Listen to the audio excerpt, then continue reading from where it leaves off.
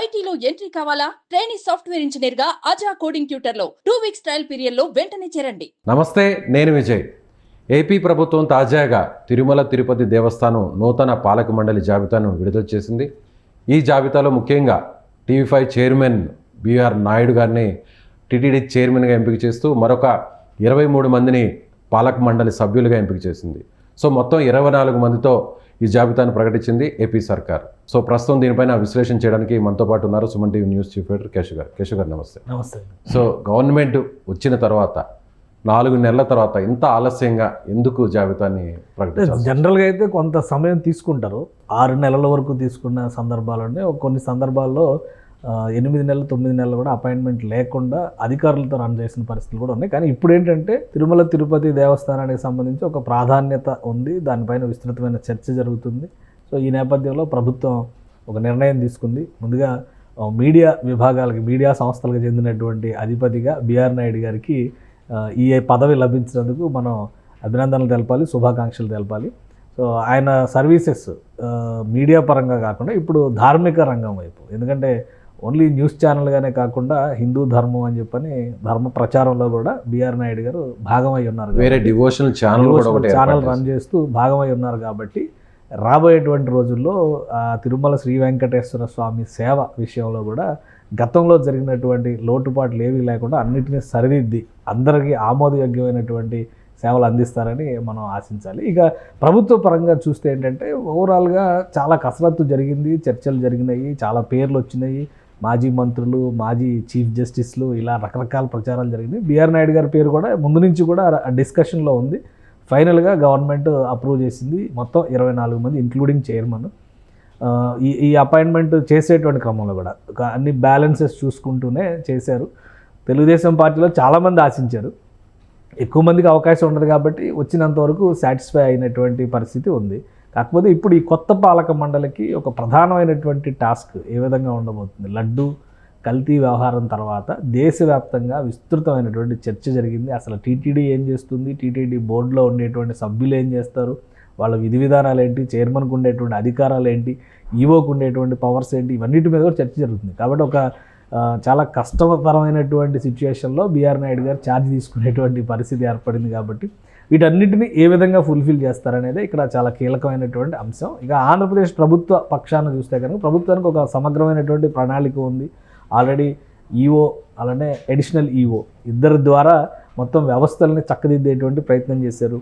చాలామంది భక్తులకి గత 5 ఏళ్లలో తిరుమల తిరుపతిలో ఉన్నటువంటి పవిత్రతకి భంగం వాటిల్లేటువంటి చర్యలు చాలా జరిగినాయి అనేటువంటి అభిప్రాయాలు ఉన్నాయి. అలానే శ్రీవారి సేవ విషయాన్ని పూర్తిగా కమర్షియల్ క్రతువుగా మార్చేశారు అనేటువంటి అభిప్రాయం కూడా ఉంది. సో వీటన్నిటిని సవరించాలి. ఇప్పుడు చాలామంది ప్రభుత్వ అధినేతలు అందరూ చెప్తున్నటువంటి మాట ఏంటంటే ప్రతిదానికి ఫ్రీ, ఏ పథకం చెప్పినా కానీ ఉచితంగా ఇవ్వడానికి, కానీ దేవుడి దర్శనానికి మాత్రం టికెట్ వసూలు చేస్తున్నారు. సో టికెట్లు వసూలు చేస్తున్నారు అనే దాని మీద కూడా చాలా అభ్యంతరాలు ఉన్నాయి. కానీ ఆ ధనాన్ని ఏ విధంగా ఉపయోగిస్తున్నారు, ఎంత సద్వినియోగం చేస్తున్నారు? పైగా తిరుమల వెంకటేశ్వర స్వామి అంటే రోజుకి 4 కోట్ల ఆదాయం, ఆయనకి రోజుకే 4 కోట్ల ఆదాయం. ఓన్లీ గవర్నమెంట్కి డబ్బులు ఇచ్చేటువంటి పరిస్థితి. ఓన్లీ హుండీ నుంచే 4 కోట్ల రూపాయల ఆదాయం. ఆ లెక్కను చూస్తే ఇంకా ఇతర దాతల నుంచి వచ్చేటువంటి అమౌంట్స్ అన్నీ లెక్కేస్తే కనుక కనీసం రోజుకి 10 కోట్లు ఉండొచ్చు, 15 కోట్లు ఉండొచ్చు. ఆయనకి వచ్చేటువంటి వనరుల్ని ఎంతవరకు ధార్మిక సేవకు ఉపయోగిస్తున్నారు, పక్కదారి పడుతున్నవి ఏంటి? అలానే ప్రభుత్వం మారిన వెంటనే ఒక ఎంక్వైరీ కమిషన్ వేసింది. ఈ కమిషన్లో గత ప్రభుత్వ హయాంలో జరిగినటువంటి పునర్నిర్మాణాల పేరిట జరిగినటువంటి అంశాల దగ్గర నుంచి ఈ లడ్డు లేదా కల్తీ నెయ్యి లాంటి వ్యవహారాల వరకు అనేక చోట్ల నిధుల దుర్వినియోగం జరిగిందనేటువంటి ఆరోపణలు ఉన్నాయి. మొత్తం 8 స్కామ్ల పైన టీటీడీలో చర్చ జరుగుతుంది. వీటిపైన ఎలాంటి చర్యలు తీసుకోబోతున్నారు, ఎలాంటి చర్యలు తీసుకునేటువంటి అవకాశాలు ఉన్నాయి, ఇవన్నీ కూడా కొత్త పాలక మండలికి ముందుండేటువంటి ప్రధానమైనటువంటి టాస్క్లు. గత 3 నెలల నుంచి కూడా 4 నెలల నుంచి కూడా మనం చూస్తున్నాము.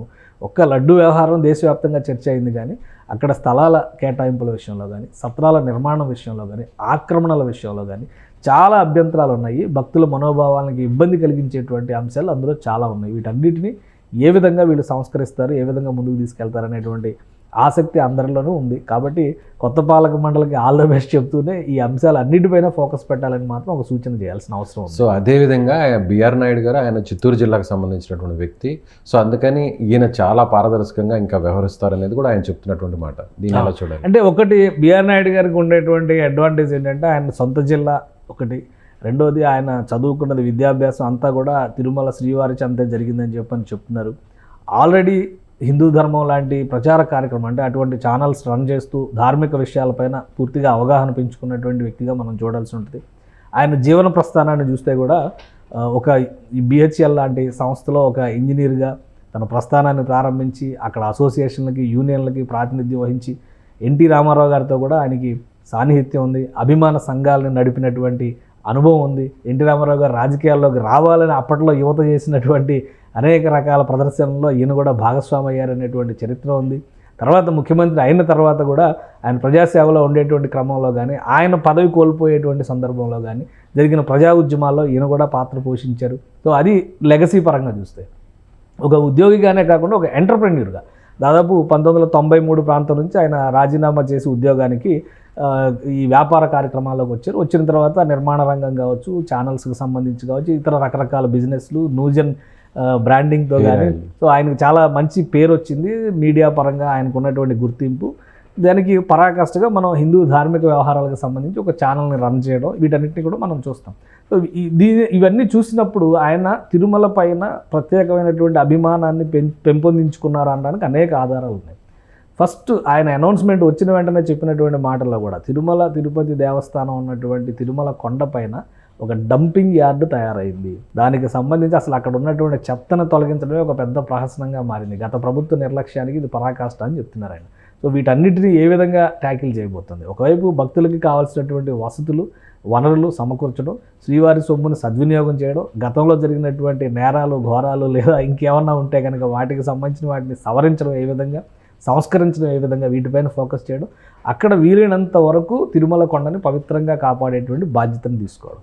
సో దీనిపైన అవగాహన ఉన్నటువంటి వ్యక్తి కాబట్టి సమగ్రంగా పనిచేయడానికి, సమర్థంగా పనిచేయడానికి అవకాశాలు అయితే పుష్కలంగా ఉన్నాయి ప్రభుత్వ పక్షాన. ఇంకోటి ఏంటంటే బీజేపీ ఎన్డీఏ కూటమి, బీజేపీ, జనసేన, తెలుగుదేశం పార్టీ కూటమి, ఆయనకి 3 పార్టీలతోనూ సత్సంబంధాలు ఉన్నాయి. కాబట్టి వీటన్నిటిని సమన్వయం చేసుకుని పైగా ఈసారి అటెన్షన్ ఏంటంటే జాతీయ స్థాయిలో ఉంది. నరేంద్ర మోడీ గారు, అమిత్ షా గారు కూడా ఫోకస్ చేస్తున్నటువంటి పరిస్థితి ఉంది. జేపీ నడ్డా గారు, వీళ్ళందరూ కూడా అసలు తిరుమలలో ఏం జరుగుతుంది అని తెలుసుకునేటువంటి ప్రయత్నం జరుగుతుంది. కాబట్టి వీటన్నిటిని మరొకసారి పవిత్రమైనటువంటి క్షేత్రంగా దాన్ని ప్రపంచం ముందరకు తీసుకొచ్చేటువంటి బాధ్యత ఆయన పైన ఉంది.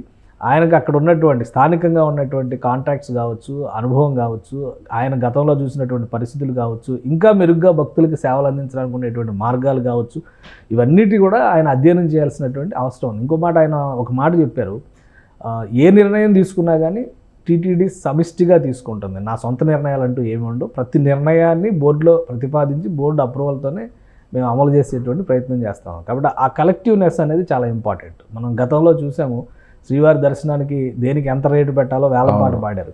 అలాంటి దృశ్యాలు చూసినప్పుడు ఖచ్చితంగా మనోభావాలు గాయపడతాయి.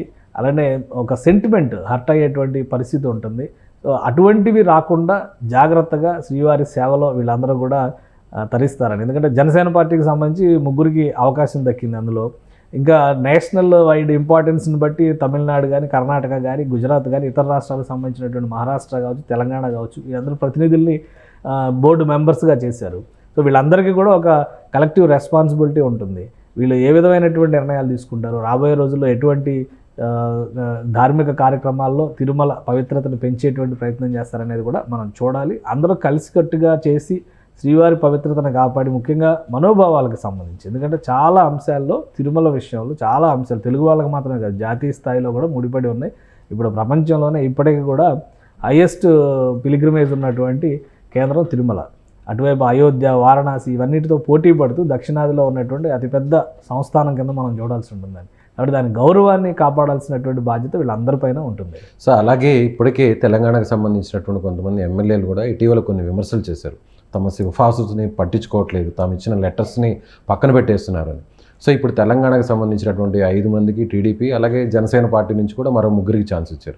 దీన్ని ఎలా చూడాలి? బ్యాలెన్స్ చేసినట్టు అంటే అవి 2 వేరు విషయాలు. ఇప్పుడు బోర్డు మెంబర్స్ని భర్తీ చేయడం అనేది అక్కడ ఉన్నటువంటి రాష్ట్ర ప్రభుత్వానికి ఉండేటువంటి వెసులుబాట్ల రీత్యా, అలానే తిరుమలకి సంబంధించి కొన్ని ఒప్పందాలు ఉన్నాయి. వాటి ప్రకారం తమిళనాడుకి, కర్ణాటకకి, ఉమ్మడి ఆంధ్రప్రదేశ్ ఉన్నప్పుడు ఉమ్మడి ఆంధ్రప్రదేశ్కి ప్రాతినిధ్యం ఉండేది. అలానే మహారాష్ట్ర నుంచి కూడా ఒక మెంబర్ని పెట్టే అవకాశం ఉండేది. జాతీయ స్థాయిలో ప్రాధాన్యం ఉన్న వాళ్ళని కూడా స్టేట్ గవర్నమెంట్ డిసైడ్ చేసేటువంటి అంశం. తెలంగాణ నుంచి రిప్రజెంటేషన్ ఇచ్చారంటే పక్క తెలుగు రాష్ట్రం కాబట్టి గత వైసీపీ ప్రభుత్వ టైంలో కూడా తెలంగాణ ప్రాంతం నుంచి రిప్రజెంటేషన్ ఇచ్చారు. ఇక్కడ వీళ్ళు డిమాండ్ చేస్తున్నది కాదు, ఎమ్మెల్యేలకు ఉమ్మడి రాష్ట్రంగా ఉన్నప్పుడు 294 మంది ఎమ్మెల్యేల రికమెండేషన్ లెటర్స్ని కూడా టీటీడీలో యాక్సెప్ట్ చేసేటువంటి పరిస్థితి ఉంది. రాష్ట్రం విడిపోయిన తర్వాత ఇది సందర్భాన్ని బట్టి ఈ నిర్ణయాలు మారుతూ వచ్చినాయి. కేవలం ఆంధ్రప్రదేశ్కి సంబంధించిన ప్రజాప్రతినిధుల లేఖలను మాత్రమే ఆమోదించేటువంటి పరిస్థితి ఒకటి. గతంలో జగన్మోహన్ రెడ్డి గారు ప్రభుత్వం ఉన్నప్పుడు వైసీపీ తెలంగాణ నుంచి ఇచ్చినటువంటి రిప్రజెంటేషన్స్ని కూడా ఆమోదించిన పరిస్థితి ఉంది కొంతకాలం. సో ఇప్పుడు ఈ సంస్కరణల నేపథ్యంలో అన్నిటినీ కూడా హోల్డ్ చేశారు. అసలు విఐపీ దర్శనాలే మొన్న బ్రహ్మోత్సవాల సమయంలో రద్దు చేశారు కదా, బ్రేక్ దర్శనాలు లేవని చెప్పని తేల్చేశారు. సో అందుకని అంటే అప్పుడు ఉన్నటువంటి వెసులుబాటును బట్టి టీటీడీ కానీ లేదా రాష్ట్ర ప్రభుత్వం కానీ ఈఓ కానీ తీసుకున్నటువంటి నిర్ణయాలుగా మనం చూడాల్సి ఉంటుంది. ఇప్పుడు కొత్త పాలక మండలి ఏర్పాటైంది. ఖచ్చితంగా ఈ పాలక మండలిలో ఆ చర్చ జరుగుతుంది.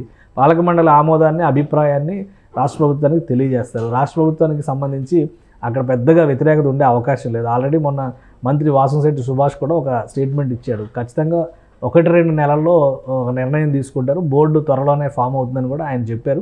తెలంగాణ ప్రజాప్రతినిధులు కూడా ఆమోదిస్తారు లెటర్స్ అని చెప్పారు. ఇప్పుడు తెలంగాణ నుంచి రిప్రజెంట్ చేస్తున్న నేతల మీద, అంటే నేతలు మీన్స్ మెంబర్స్, టీటీడీ మెంబర్స్ మీద కూడా ఒత్తిడి ఉంటుంది. తెలంగాణ నాయకులకు కూడా అవకాశం కల్పించాలి అనేటువంటి. కాబట్టి ఖచ్చితంగా అది టీటీడీ బోర్డు ఒక సముచితమైన నిర్ణయం తీసుకోవడం ద్వారా అమలు చేసే అవకాశం. ఇక రాజకీయ ప్రాధాన్యాల విషయంలో చూస్తే కనుక బీజేపీ, టీడీపీ పార్టీలకు చెందినటువంటి నాయకులు ఎమ్మెల్యేల రిప్రజెంటేషన్ కూడా ఉంది. కానీ బీజేపీ నుంచి ఎందుకో రాలేదు. జనసేన, టీడీపీ నుంచి రిప్రజెంటేషన్ ఉంది, కానీ బీజేపీ నుంచి ఎందుకో ఇంకా ఎవరిని అధికారికంగా ప్రత్యక్షంగా బీజేపీలో సభ్యత్వం ఉన్నా లేదా బీజేపీ ఎమ్మెల్యేలు కానీ వాళ్ళకి ఎవరికి కూడా అవకాశం దక్కలేదు. కాబట్టి ఇంకేదన్నా ఎక్స్పెన్షన్ ఉంటుందా అనేటువంటి ఆలోచన ఉంది. కానీ 24 మందితో ఇప్పటికే లాస్ట్ టైం జగన్మోహన్ రెడ్డి గారు 74 మందితో ఒక జంబో టీటీడీ బోర్డుని ఏర్పాటు చేస్తే కోర్టులే మందలించిన పరిస్థితిని మనం చూసాం. కేవలం 15 మంది సభ్యులతోనే మీరు పాలక మండలి ఏర్పాటు చేయడానికి కూడా చూసి, కానీ ఇప్పుడు ఉన్నటువంటి ప్రాధాన్యాలను దృష్టిలో పెట్టుకొని వివిధ రాష్ట్రాలకు ఇవ్వాల్సినటువంటి అవకాశాలను దృష్టిలో పెట్టుకొని 24 మందితో ఈసారికి పాలక మండలిని డిసైడ్ చేసి, ఏపీ క్యాబినెట్లో ఎంతమంది మెంబర్స్ ఉన్నారు? సో ఆల్మోస్ట్ ఇక టీటీడీలో ఏపీ క్యాబినెట్ కంటే ఒక మెంబర్ తక్కువ అంటే, ఎందుకంటే 24 మందిని ఫైనల్ చేశారు, ఇంక్లూడింగ్ సీఎం. అక్కడ 25 మంది, ఒక క్యాబినెట్ బెర్త్ ఖాళీ ఉంది. సో ఇక్కడ చూసినప్పుడు ఏంటంటే ఆ లెక్కను చూస్తే ఇంకొక 2 అపాయింట్ చేయొచ్చేమో కొంత టైం తీసుకున్న తర్వాత. సో అది రాష్ట్ర ప్రభుత్వ డిస్క్రిప్షన్ కింద ఉంటుంది. అవకాశాలను బట్టి రీజనబుల్ అంశాలు కనుక ఏమైనా ఉంటే అపాయింట్మెంట్ చేయడానికి అవకాశం ఉండొచ్చు, విస్తరించడానికి ఛాన్స్ ఉండొచ్చు. లేదు 24 మందితో సరిపెట్టాలనుకుంటే అక్కడితో ఆపొచ్చు. సో పార్టీల పరంగా ప్రాధాన్యం లేకపోయినా కానీ మొత్తం కలెక్టివ్గా కూటమి ప్రభుత్వం తీసుకున్నటువంటి నిర్ణయంగానే దీన్ని మనం చూడాల్సి ఉంటుంది. Right sir.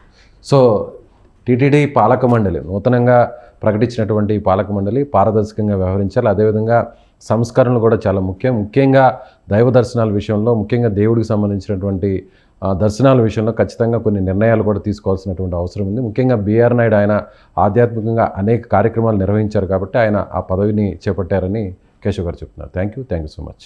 సుమన్ టీవీలో మీ పర్సనల్ అండ్ బిజినెస్ ప్రమోషన్స్ కోసం కింది నెంబర్కి కాంటాక్ట్ చేయండి.